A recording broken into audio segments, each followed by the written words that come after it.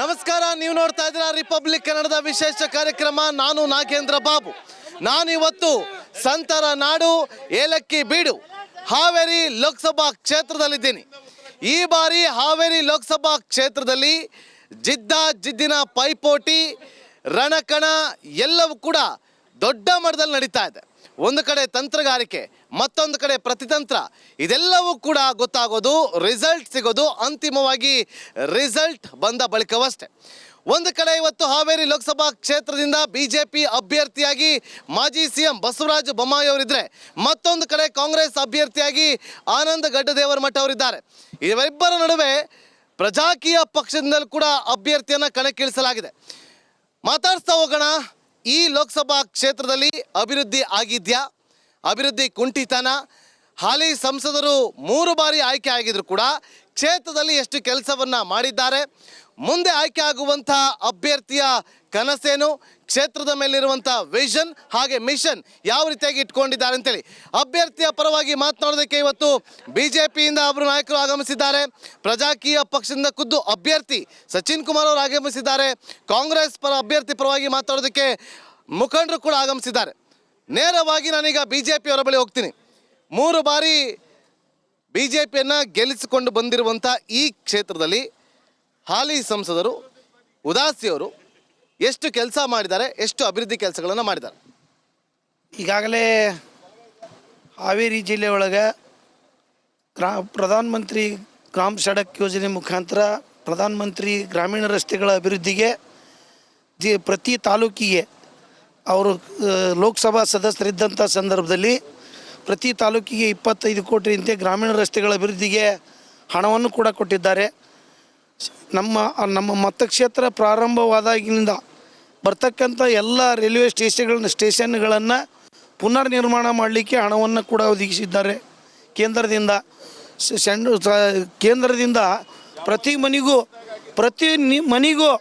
ಪ್ರತಿ ಮನೆಗೂ ಶುದ್ಧ ಕುಡಿ ನೀರು ಪೂರೈಕೆ ಮಾಡಬೇಕು ಅಂಥೇಳಿ ಮನೆಗೆ ಗಂಗೆ ಅನ್ನುವಂಥ ಯೋಜನೆಗೆ ಕೇಂದ್ರ ಸರ್ಕಾರದ ನರೇಂದ್ರ ಮೋದಿ ಅವರು ಶುದ್ಧ ನೀರು ಕುಡಿಯೋ ಪೂರೈಕೆ ಮಾಡ್ತಕ್ಕಂಥ ನಗರವಾಸಿಗಳಿಗೆ 17% 70 ವರ್ಷ ಆಡಳಿತ 59 ವರ್ಷ ಆಡಳಿತ ಮಾಡಿದ ಕಾಂಗ್ರೆಸ್ ನಾಯಕರು ಕೇವಲ 17% ಶುದ್ಧ ನೀರು ಪೂರೈಕೆ ಮಾಡಿದ್ರೆ, ನರೇಂದ್ರ ಮೋದಿ ಸರ್ಕಾರ ಬಂದ ನಂತರ ಮತ್ತು ಇಲ್ಲಿರ್ತಕ್ಕಂಥ ಲೋಕಸಭಾ ಸದಸ್ಯರ ಪ್ರಾಮಾಣಿಕ ಪ್ರಯತ್ನದಿಂದ 48% ಶುದ್ಧ ಕುಡಿ ನೀರು ಪೂರೈಕೆ ಮಾಡಲಿಕ್ಕೆ ಹಣವನ್ನು ಕೂಡ ಕೊಟ್ಟಿದ್ದೇವೆ ಕೇಂದ್ರದಿಂದ. ಸರ್, ಬರ್ತೀನಿ ನಿಮ್ಮ ಹತ್ರ. ಸರ್, ಕಾಂಗ್ರೆಸ್ನ ಭದ್ರಕೋಟೆ ಆಗಿದ್ದಂಥ ಹಾವೇರಿ ಲೋಕಸಭಾ ಕ್ಷೇತ್ರ ಅದನ್ನು ಬ್ರೇಕ್ ಮಾಡಿ ಬಿಜೆಪಿ ತನ್ನ ಭದ್ರಕೋಟೆಯನ್ನಾಗಿ ಮಾಡಿಕೊಂಡಿದೆ. 3 ಬಾರಿ ಸಂಸದರಾಗಿ ಆಯ್ಕೆ ಆದಂಥ ಉದಾಸಿಯವರು ಈ ಕ್ಷೇತ್ರದಲ್ಲಿ ಈಗ ಲಿಸ್ಟ್ ಹೇಳಿದ್ರು ಬಿಜೆಪಿ ಮುಖಂಡರು ಅಭಿವೃದ್ಧಿ ಕೆಲಸ ಮಾಡಿದ್ದಾರೆ ಅಂತ. ನೀವೇನು ಹೇಳ್ತೀರಿ? ಕ್ಷೇತ್ರ ಅಭಿವೃದ್ಧಿ ಆಗಿದೆಯಾ? ಮೊಟ್ಟ ಮೊದಲನೇದಾಗಿ ಹಾವೇರಿ ಮತ್ತು ಗದಗ ಲೋಕಸಭಾ ಕ್ಷೇತ್ರದ ಈ ಒಂದು ರಿಪಬ್ಲಿಕ್ ಕನ್ನಡ ಟಿವಿಯಿಂದ ಏನಿವತ್ತ ಜನರ ಅಭಿಪ್ರಾಯವನ್ನು ತೆಗೆದುಕೊಳ್ಳಿಕ್ಕೆ ತಾವೆಲ್ಲ ಸಿದ್ಧರಾಗಿದ್ದೀರಿ. ಇತ್ತಾಗ ಎಡಗಡೆಕ ಸುಳ್ಳು ಹೇಳುವ ಪಕ್ಷ,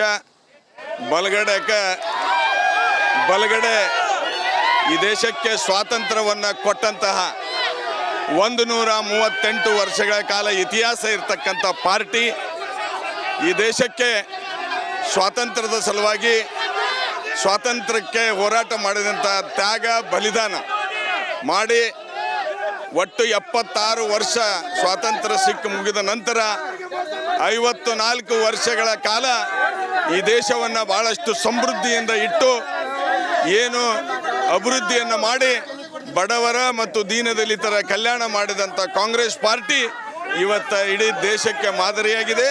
ಆ ಮಾದರಿಯ ಉತ್ತರವೇ ಮುಂದಿನ ಲೋಕಸಭಾ ಚುನಾವಣೆಯಲ್ಲಿ ಇವತ್ತು ಉತ್ತರ ಸಿಗುತ್ತದೆ ಅನ್ನೋಂಥ ನನ್ನ ಭಾವನೆ. ಪ್ರಜಾಕೀಯ ಪಕ್ಷದಿಂದ ಖುದ್ದು ಅಭ್ಯರ್ಥಿಯ ಬಂದಿದ್ದಾರೆ. ಇವರೇ ಈ ಬಾರಿ ಕಣದಲ್ಲಿದ್ದಾರೆ. ನೇರ ಹಣಾಹಣಿ ನಡುವೆ ಟಕ್ಕರ್ ಕೊಡೋದಕ್ಕೆ ಪ್ರಜಾಕೀಯ ಪಕ್ಷದಿಂದ ಅಭ್ಯರ್ಥಿ ಇರುವಂಥದ್ದು. ಈ ಕ್ಷೇತ್ರದಲ್ಲಿ ಅಭಿವೃದ್ಧಿ ಆಗಿದೆಯಾ ಇಲ್ವಾ? ಆಸ್ ಅ ಕ್ಯಾಂಡಿಡೇಟ್ ಆಗಿ ಏನು ಹೇಳೋದಕ್ಕೆ ಬಯಸ್ತೀವಿ?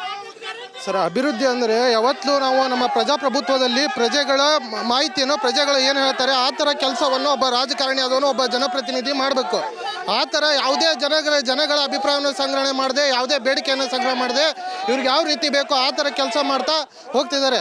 ಯಾವತ್ತೂ ಒಬ್ಬ ರಾಜಕಾರಣಿ ಅಥವಾ ಒಬ್ಬ ಜನಪ್ರತಿನಿಧಿ ಅಂದರೆ ಅವನು ಒಬ್ಬ ಜನರ ಕೆಲಸ ಮಾಡುವಂಥ ಒಬ್ಬ ಕಾರ್ಮಿಕ, ಅವನು ಜನರ ಕೆಲಸ ಮಾಡುವಂಥ ಒಬ್ಬ ಕೆಲಸಗಾರ. ನನ್ನ ಪ್ರಶ್ನೆ ಆಗಿದ್ದು ಮೂವರಿಗೂ ಕೂಡ ಕ್ಷೇತ್ರ ಅಭಿವೃದ್ಧಿ ಆಗಿದ್ಯೋ ಇಲ್ವೋ ಅನ್ನೋದ್ರ ಬಗ್ಗೆ. ಇವ್ರು ಹೇಳ್ತಾರೆ ಮಾಡಿದ್ದೀವಿ ಅಂತೇಳಿ, ನಿಮ್ಮ ಮುಂದಿನ ವಿಷನ್ ಬಗ್ಗೆ ಹೇಳ್ತಾ ಇದ್ರಿ. ಅವರು ನಾವು ಮುಂದಿನ ಲೋಕಸಭಾ ರಿಸಲ್ಟ್ ಅಲ್ಲಿ ನಾವು ಹೇಳ್ತೀವಿ ಅಂತ ಹೇಳ್ತಿದ್ದಾರೆ. ಕಾರ್ಯಕರ್ತರನ್ನ ಕೇಳೋಣ, ಕ್ಷೇತ್ರದಲ್ಲಿ ಅಭಿವೃದ್ಧಿ ಕೆಲಸಗಳು ಆಗಿದ್ಯೋ ಆಗಿಲ್ವೋ? ಅಭಿವೃದ್ಧಿ ಆಗ್ಯಾವ ಸರ್. ನಮ್ಮ ಹಾವೇರಿ ಲೋಕಸಭಾ ಕ್ಷೇತ್ರದೊಳಗೆ ಸನ್ಮಾನ್ಯ ಶಿವಕುಮಾರ್ ಉದಾಸಿ ಅವರು 3 ಬಾರಿ MP ಆಗಿದ್ದರು. ಆವಾಗ ಮೊದಲನೇ ಬಾರಿ ನಮ್ಮ ಸರ್ಕಾರ ಇರಲಿಲ್ಲ, ಆದರೆ 2 ಬಾರಿ ಅವರು ಅಧಿಕಾರದಲ್ಲಿದ್ದಾಗ ನಮ್ಮ ಹಾವೇರಿ ಲೋಕಸಭಾ ಕ್ಷೇತ್ರಕ್ಕೆ ಸಾಕಷ್ಟು ಅಭಿವೃದ್ಧಿ ಮಾಡಿದ್ದಾನೆ. 6 ಪಥದ ರಸ್ತೆ ಚಿತ್ರದುರ್ಗದಿಂದ ಹಾವೇರಿವರೆಗೂ, ಮೆಡಿಕಲ್ ಕಾಲೇಜ್, ಇಂಜಿನಿಯರಿಂಗ್ ಕಾಲೇಜ್, ಮೇಲ್ಸೇತುವೆ, ಹಾವೇರಿ ವಿಧಾನಸಭಾ ಕ್ಷೇತ್ರದಲ್ಲಿ ಬರುವಂಥ ಎಲ್ಲ ರೈಲ್ವೆಗಳ ಅಭಿವೃದ್ಧಿಗೆ ಸುಮಾರು 20 ಕೋಟಿಗಿಂತ ಹೆಚ್ಚಿನ ಹಣ ಅಭಿವೃದ್ಧಿ ಆಗಿದೆ. ಅವರಿಗೆ ಸಾಕಷ್ಟು ಅಭಿವೃದ್ಧಿ ಆಗಿದೆ. ಅವ್ರು ಹೇಳ್ತಾರೆ ಒಂದೇ ಅವ್ರು ಪೂಜಾ ಅವರು 70 ವರ್ಷ ಅವ್ರು ಈಗ ಹೇಳಿದ್ರು, ಈ ಕಡೆ ಸುಳ್ಳರು ಆ ಕಡೆ ಕರೆದ್ರು ಅಂತೇಳಿ 70 ವರ್ಷ ಅವ್ರು ಕರೆನೇ ಹೇಳಿದ್ರೆ 10 ವರ್ಷ ಯಾಕೆ ಅಧಿಕಾರ ಕಳ್ಕೊಂತಿದ್ರ? ನಾವು ಕರೆ ಹೇಳುವಂತ 10 ವರ್ಷ ಅಧಿಕಾರ ಮಾಡೀವಿ, ಅವ್ರು ಯಾಕೆ 70 ವರ್ಷ ಸುಳ್ಳು ಹೇಳೋರು? ಅವರು ರೈತ ಮುಖಂಡರನ್ನ ಕೇಳ್ತೀನಿ, ಹಾವೇರಿಯಲ್ಲಿ ರೈತರು ನಿಜವಾಗ್ಲೂ ಖುಷಿಯಾಗಿದ್ದಾರಾ? ಪ್ರಾಮಾಣಿಕವಾಗಿ ಹೇಳ್ಬೇಕು. ಹಾವೇರಿಯಲ್ಲಿ 2 ಪಕ್ಷಗಳು ರೈತರಿಗೆ ಅನ್ಯಾಯ ಮಾಡಿವೆ. BJPಯಿಂದನೂ ಅನ್ಯಾಯ ಆಗಿದೆ, ಕಾಂಗ್ರೆಸ್ನಿಂದನೂ ಅನ್ಯಾಯ ಆಗಿದೆ. ನಮಗೆ ಸತತವಾಗಿ ಬರಗಾಲ ಅಂತ ಘೋಷಣೆಯಾಗಿ 6 ತಿಂಗಳು ಗತಿಸಿದರು. SDRF NDRF ಪ್ರಕಾರ ನಮಗೆ ಬರ ಪರಿಹಾರ ಇಲ್ಲಿ ತನಕ ಸಿಕ್ಕಿಲ್ಲ. ಹೌದಾ? ಕುಡಿಯಲು ನೀರಿನ ಸಮಸ್ಯೆ ಇದೆ, ವಿದ್ಯುತ್ ಸಮಸ್ಯೆ ಇದೆ. ರೈತರು ಚಿಂತಾಜನಕ ಸ್ಥಿತಿಯಲ್ಲಿರುವಾಗ ಇವರಿಗೆ ರಾಜಕೀಯ ಚೆಲ್ಲಾಟ ನಡೆದಿದೆ. ರೈತರಿಗೆ ಇವರು ನಿಜವಾಗ್ಲೂ ರಾಜಕೀಯದಿಂದ ಮಾಡಿದ್ದೇ ಖರೆ ಇದ್ರೆ ರೈತರಿಗೆ ಒಳ್ಳೆಯದನ್ನ ಮಾಡಬೇಕಾಗಿತ್ತು. SDRF NDRF ಪ್ರಕಾರ ರೈತರಿಗೆ ಪರಿಹಾರ ಕೊಡಬೇಕಾಗಿತ್ತು. 2 ಪಕ್ಷದವರು ಪರಿಹಾರ ಕೊಡೋದ್ರಲ್ಲಿ ವಿಫಲರಾಗ್ಯಾರ. ಈ ಎರಡು ಸರ್ಕಾರನು ಈ ರೈತರಿಗೆ ಮೋಸ ಮಾಡಿದೀವಿ, ರೈತರಿಗೆ ಒಳ್ಳೇದು ಮಾಡಿಲ್ಲ. ಮಹಿಳೆಯರಿದ್ದಾರೆ. ಮೇಡಮ್ ಅವರೇ, ಕಾಂಗ್ರೆಸ್ ಕಾರ್ಯಕರ್ತರು ನೀವೆಲ್ಲರೂ ಈ ಬಾರಿ Modi guarantee versus Congress guarantee ಅಂತಾಗಿದೆ. ಕಾಂಗ್ರೆಸ್ ಗ್ಯಾರಂಟಿ ಈ ಬಾರಿ ಲೋಕಸಭಾ ಚುನಾವಣೆಯಲ್ಲೂ ಕೂಡ ಕೈ ಹಿಡಿಯುತ್ತೆ ಅನ್ನೋ ವಿಶ್ವಾಸ ಇದೆಯಾ? ಕೈ ಹಿಡಿಯುತ್ತೆ ಅನ್ನೋ ವಿಶ್ವಾಸ ಪೂರಾ ಇದೆ. ಎಲ್ಲ ಬಡವ ಬಗ್ಗರಿಗೆಲ್ಲ ಒಳ್ಳೇದಾಗಿದೆ. ನೀವು ಎಲ್ಲ ಬಡವ್ರ ಕಡೆ ಹೋದ್ರೆ ಯಾರು ಒಬ್ಬರು BJP ನೆನೆಸೋದಿಲ್ಲ. ಮತ್ತು ರೈತರಿಗೆ ಭಾಳ ಅನ್ಯಾಯ ಮಾಡಿದೆ. ಬಳಸಿದ್ದನ್ನ ನಮ್ಮ ಕಾಂಗ್ರೆಸ್ ಪಕ್ಷದಿಂದ BJP ಗ್ಯಾರಂಟಿನ ಪದವನ್ನು ಬಳಸ್ಯಾರ. ನಮ್ಮ ಕಾಂಗ್ರೆಸ್ ಪದ ಗ್ಯಾರಂಟಿನ ನಡೆಸಿದ್ದಾರೆ, ಆದರೆ BJP ಇನ್ನೂರಿಗೆ ಯಾವ ಗ್ಯಾರಂಟಿಯನ್ನು ನಡೆಸಿಲ್ಲ. ನಮ್ಮ ಗ್ಯಾರಂಟಿನ ಯೂಸ್ ಮಾಡ್ಕೊಂಡು ಅವ್ರ ಗ್ಯಾರಂಟಿ ಅಂತ ಹೇಳೋಂತಾರ.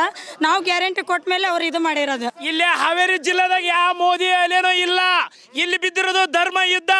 ಆ ಧರ್ಮ ಯುದ್ಧದಲ್ಲಿ ನಾವು ಕುರುಕ್ಷೇತ್ರ ಸ್ಟಾರ್ಟ್ ಮಾಡಿದ್ದೇವೆ. ಇವಾಗ ಕುರುಕ್ಷೇತ್ರ ಚಾಲೂ ಮಾಡಿದ್ರೆ ಧರ್ಮ ಯುದ್ಧದಲ್ಲಿ ಕೌರವರನ್ನು ಹೊಡೆಕ ನಾವು ಅರ್ಜುನನನ್ನು ಬಿಟ್ಟಿದ್ದೀವಿ. ಒಬ್ಬ ರಾಜ್ಯದ CM ವಿರುದ್ಧ ಒಬ್ಬ ಸಣ್ಣ ನಮ್ಮ ಆನಂದ ಅಣ್ಣನ ಬಿಟ್ಟಿದ್ದೀವಿ. ಆ ಒಂದು ಯುದ್ಧವನ್ನು ಗೆದ್ದು ಆಮೇಲೆ ದೇಶ ಗೆದ್ದಲಿ ನೋಡ್ತೀವಿ. ನಾವು ಗ್ಯಾರಂಟಿ ಹಿಡ್ಕೊಂಡೆ ಮಹಿಳೆಯರ ಪರವಾಗಿ, ನಮ್ಮ ಪರವಾಗಿದ್ದಾರೆ ಮಹಿಳೆಯರು. ನಮ್ಮ ಆನಂದಣ್ಣ ಪೂರ್ವದಲ್ಲಿ ಸೂರ್ಯ ಹುಟ್ಟುವುದು ಎಷ್ಟು ಸತ್ಯವೋ ಅಷ್ಟೇ ಸತ್ಯ, ಆನಂದಣ್ಣ ಗೆಲ್ಲುವುದು ಅಷ್ಟೇ ಸತ್ಯ. ನೋಡಿ, ಈ ಕ್ಷೇತ್ರದಿಂದ ಈ ಬಾರಿ BJP ಅಭ್ಯರ್ಥಿ ಆಗಿರೋದು ಬಸವರಾಜ ಬೊಮ್ಮಾಯಿ ಅವರು. CM ಆಗಿದ್ದಂಥವ್ರು, ಅವ್ರದ್ದೇ ನೇತೃತ್ವದಲ್ಲಿ ಚುನಾವಣೆ ನಡೀತು. ಆದರೆ ಹಾವೇರಿ ಗದಗ ಲೋಕಸಭಾ ಕ್ಷೇತ್ರದಲ್ಲಿರುವಂಥ 8 ವಿಧಾನಸಭಾ ಕ್ಷೇತ್ರಗಳಲ್ಲಿ ಗೆದ್ದಿದ್ದು BJP ಒಂದೇ. ಯಾಕೆ?